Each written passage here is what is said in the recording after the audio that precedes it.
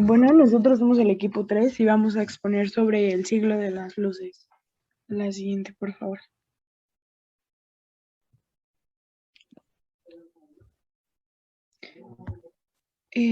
Bueno, dando una breve introducción, al siglo XVIII se le conoce como el siglo de las luces, pues en este tiempo la luz de la razón es la que mejor caracterizaba más bien un movimiento que sucedía en Gran Bretaña, perdón. Bueno, Francia en el siglo XVIII eh, era el centro creador del pensamiento liberal. En este momento los problemas a resolver exigían un esfuerzo pues un poco mayor y también las necesidades de cambio profundas. Por una parte grande del clima mental necesario para una evolución pues más liberal. La siguiente, por favor.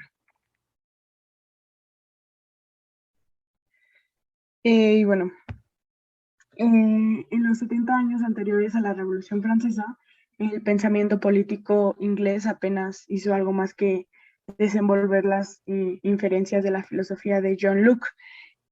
John Locke fue precisamente un pensador británico del siglo XVII que mostró interés por diversas disciplinas, entre ellas pues la filosofía, política, medicina y ciencias experimentales.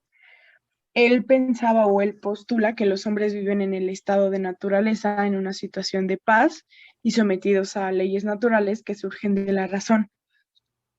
El derecho a ejercer justicia por mano propia y la limitación de la propiedad privada por medio de los elementos que en su mayoría son perecederos.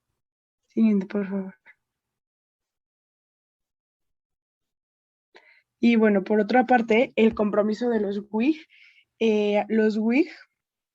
fue una manera despectiva de referirse a los convanenters presberianos que marcharon desde el suroeste de Escocia sobre Edimburgo.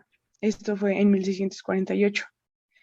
Y bueno, el compromiso de ellos había abierto dentro de sus confines campo para la burguesía.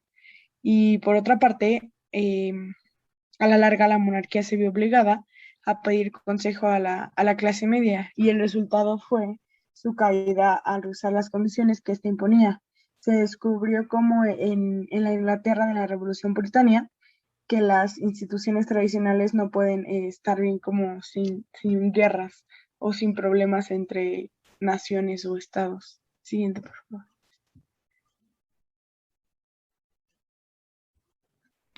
Ahora bien, el Parlamento comienza a comportarse de forma más rebelde y al tiempo surge la idea de que si el hombre poseía un incentivo máximo para trabajar, la recompensa que se tendría sería mayor, dando así poca importancia a los dotes naturales del hombre y teniendo de antesala a Adam Smith, con quien se completó la evolución que fue continua desde la Reforma, sustituyendo a la Iglesia por el príncipe y a su vez al príncipe por el Parlamento como fuente de las normas sociales.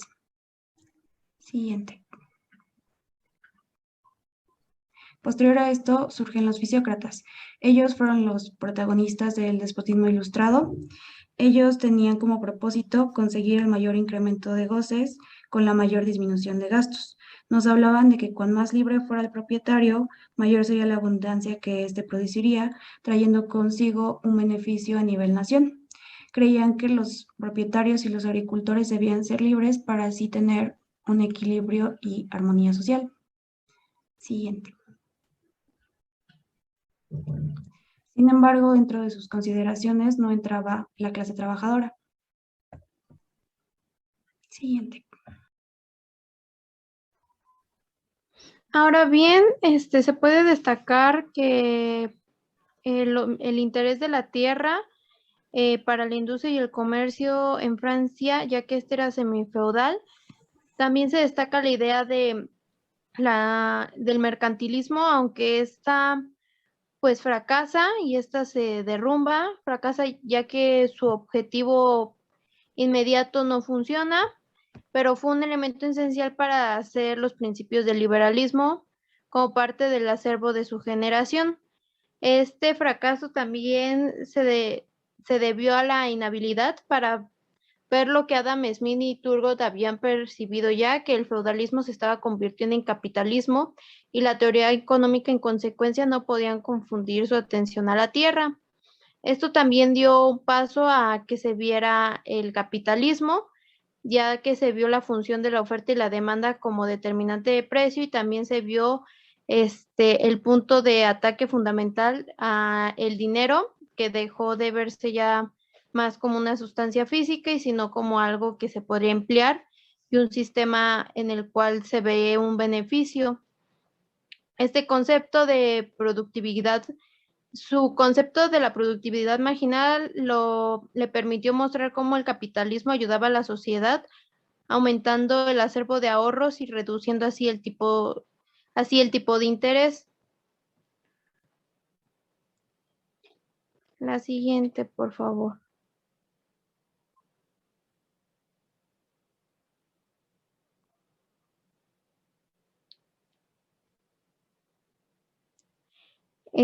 Bueno, aquí también se ve cómo es gracias a la revolución industrial, la diferencia de clases, que empezó a darse una distinción gracias a los contratos de los cultivadores hacia los jornaleros, que los cultivadores eran los que tenían la clase más baja, entonces, y estos eran contratados para los jornaleros, entonces estos tenían menos dinero, por lo que se empezó a notar más de forma más brusca estos cambios y muchos autores y filósofos empezaron a darse cuenta de esto y a criticarlo.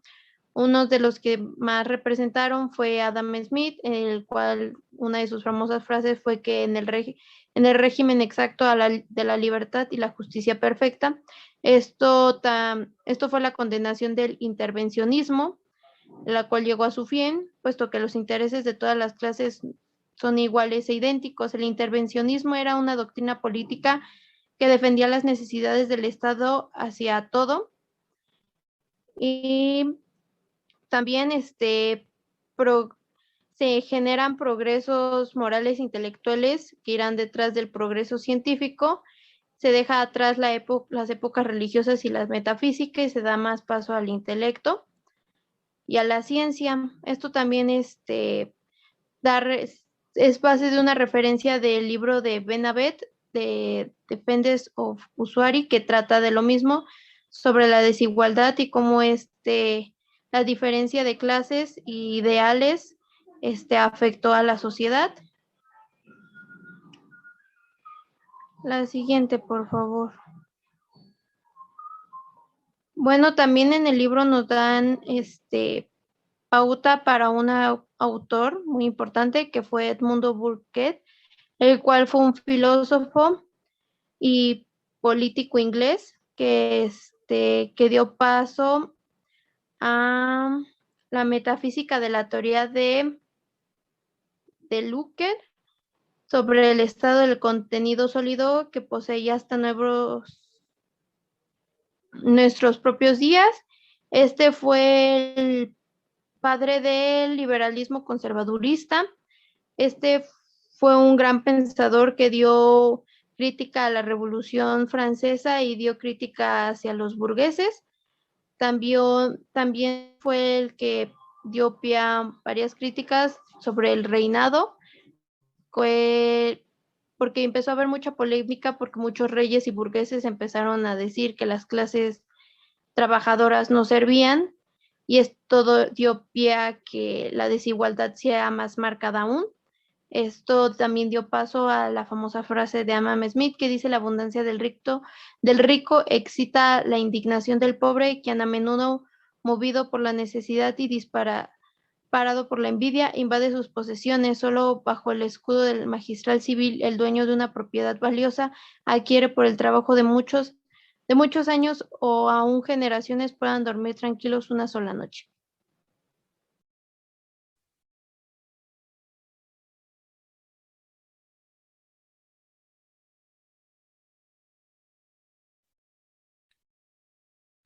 Bueno, aquí se habla del optimismo del siglo XVIII y se creía que todo estaría bien si se admitiera el sencillo sistema de libertad natural.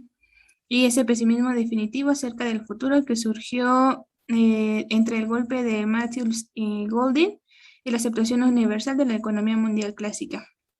Su doctrina fue dar conocida la importancia relativa del gobierno, y Burke decía que era imprudente la intervención de una legislatura ignorante entre el amo y el criado, ya que había un contrato implícito entre el trabajador y su patrono.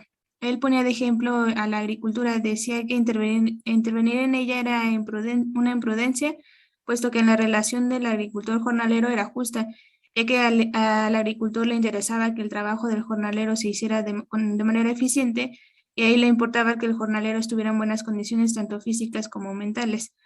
Y por otro lado, al jornalero le interesaba que el agricultor obtuviera todo lo generado de su producto, de su trabajo.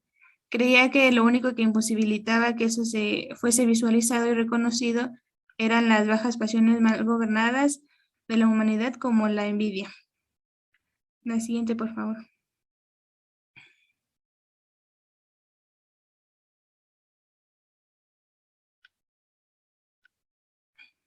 Bueno, el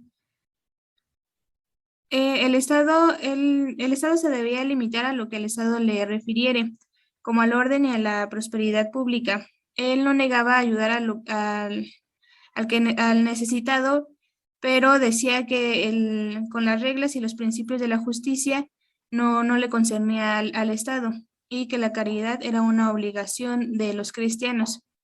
A grandes rasgos, ese era el sencillo sistema de libertad natural que se recomendaba a los pensadores políticos predominantes del siglo XVIII. La siguiente, por favor. El siglo XVIII también tuvo una influencia de las ideas francesas y el ataque de Jorge III a la Constitución, y que se combinaron después de la mitad del siglo para despertar el radicalismo más profundo. También esto contribuyó hondamente a la Revolución Norteamericana, pero todo esto fue por lo pronto superficial y no profundo. La hostilidad de Prince y Presley hacia la base estrecha en el que descansaban entonces el Parlamento los condujo a insistir sobre una teoría de la soberanía popular que resaltó entre 1776 y 1789, donde se hablaba del derecho del pueblo a desaforar a sus regidores del mal gobierno, pero ningún testimonio sugiere que su radicalismo tuviese algún contenido social.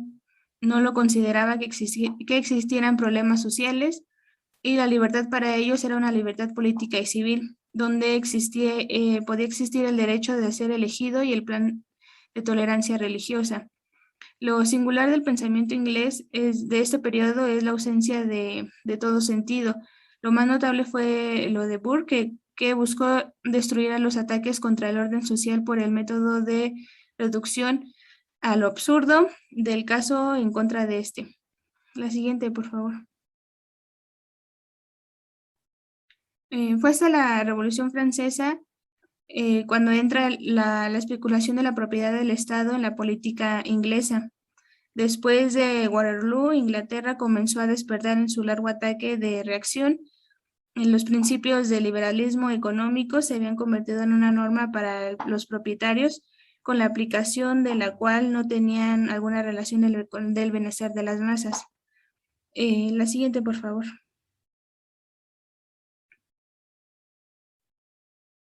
Y bueno, las personas estaban muy satisfechas con sus conquistas para salir de las gastadas líneas tradicionales. Una doctrina que comenzó como un método de emancipación de la clase media se transformó después en 1789 en un método de disciplina para la clase trabajadora. En Francia ocurrió todo lo contrario. Hay un liberalismo conservador como el de Montesquieu. Hay un conocismo utópico construido sobre la defensa de la ética de la igualdad como la de Mabley y Morley. Y bueno, Voltaire fue uno de los que se preocupaba apasionadamente por la libertad social bajo un sistema constitucional. Él odiaba el fanatismo religioso, pero para él Dios era una necesidad social para mantener el orden. Sin él no había un freno a la conducta del hombre, y escribió: es imposible en nuestro mundo infeliz que los hombres que viven en una sociedad estén divididos entre dos clases, el rico y el pobre.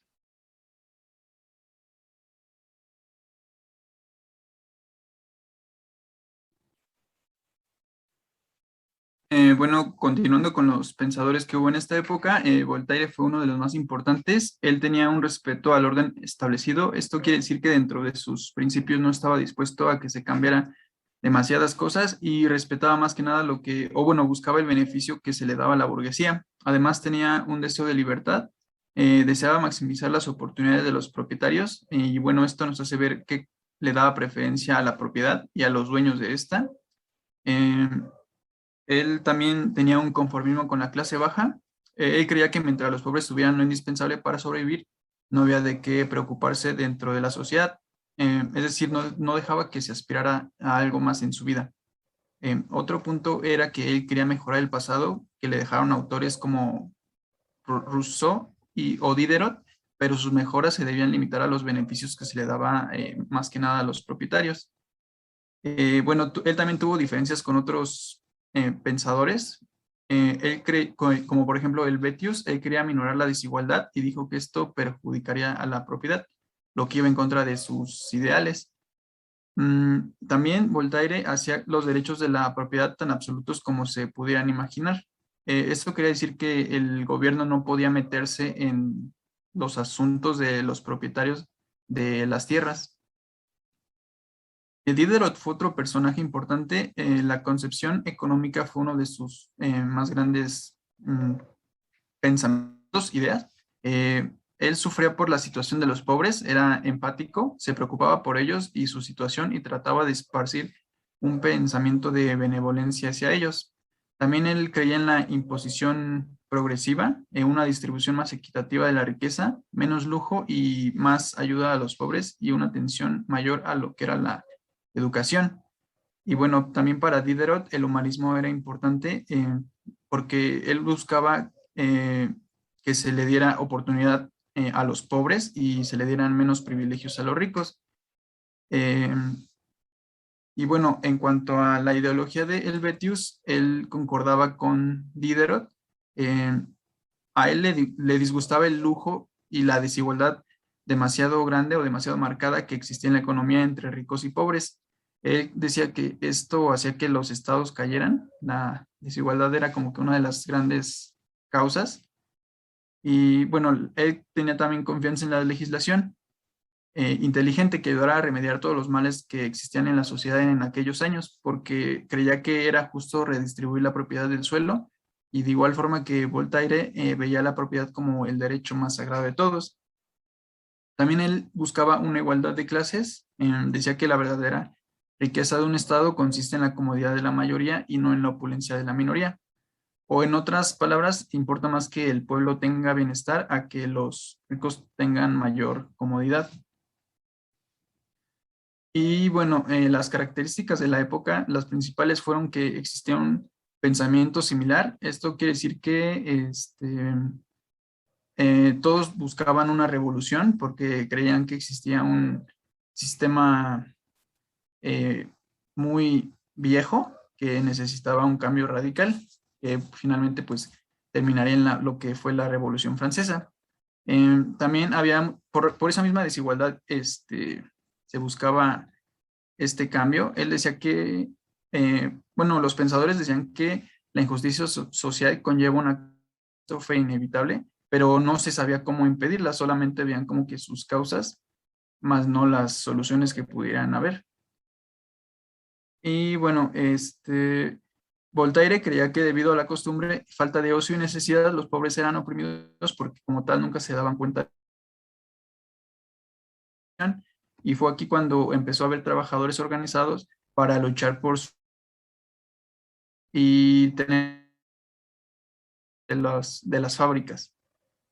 Y bueno, como ya mencioné, todos los autores le daban como que cierta importancia a la propiedad y el Código Civil que se implementó en aquellos años no fue la excepción. En este se consideraba la propiedad como un derecho sagrado e inviolable, además de que en cada página de este código se procura el respeto por ese derecho de propiedad.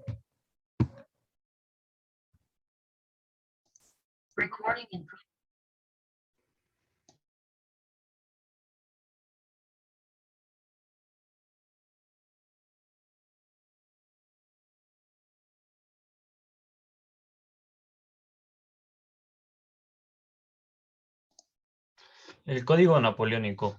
Como lo comentaba mi compañero hace rato, el Código Napoleónico fue fundamental para, para esta época. En cada página del código se despliega el respeto por la propiedad.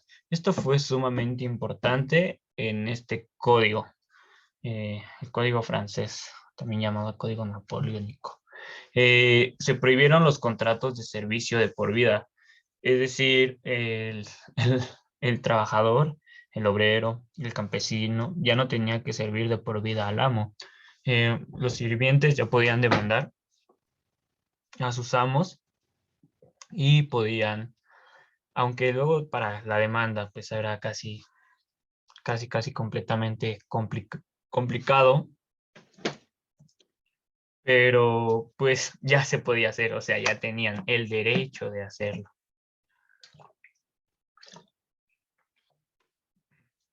No se podían hacer huelgas ni uniones sindicales. Entonces, es lo que comentaba, o sea, sí puedes demandar, pero no puedes hacer ni huelga ni uniones. O sea, prácticamente solo le hicieron creer al obrero y trabajador que estaban más protegidos, pero pues realmente no. Hay contradicciones, de hecho. El despido de los obreros injustificadamente generaba castigo para los amos, pero pues los amos tenían todas las de ganar, porque los amos solo presentándose ante el juez, ante el, ellos, pues a ellos solo con la palabra, solo con jurar decir la verdad, les creían y a los obreros no les creían. Entonces, pues, los obreros pues no tenían esos privilegios y obviamente había una desigualdad social y una desigualdad laboral y desigualdad en todos los sentidos. Sí tenían derechos los obreros, pero como lo comentó, era complicado. Siguiente.